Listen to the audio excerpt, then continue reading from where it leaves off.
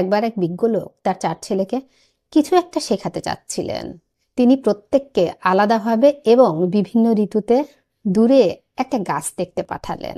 তারপর বছরের শেষে 4 ছেলেকে নিয়ে আলোচনায় বসলেন।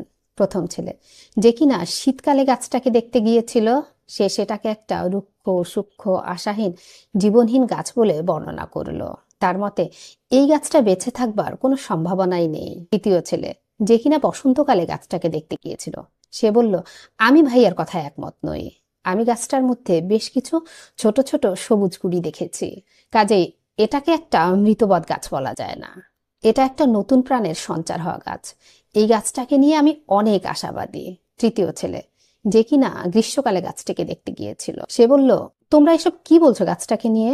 আমি তো দেখেছি গাছ ভর্তি পাতা, আর নতুন ফুলের ঘ্রাণে মৌ মৌ করছিল গাছটার আশপাশ। চতুর্থ ছেলে বলল, আমি তো তোমাদের কথা কিছুই বুঝতে পারছি না। আমি গিয়ে দেখলাম একটা সতেজ ফলবান গাছ।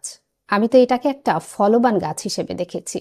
এক পর্যায়ে তারা নিজেদের মধ্যে তর্ক জুড়ে দিল এবং বলতে থাকলো তারা হয়তো বিভিন্ন গাছ দেখে এসেছে। বৃদ্ধ বাবা তখন বললেন, আসলে তোমরা একই গাছ দেখেছো, বিভিন্ন সময় দেখেছো বলে তোমাদের দেখার ভঙ্গি ছিল ভিন্ন রকম। ঠিক একই কারণে কোনো একটা জিনিসকে আংশিকভাবে দেখে সেই ব্যাপারে সিদ্ধান্ত নেওয়া বিচার বিশ্লেষণ করা নির্বুদ্ধিতার শামিল।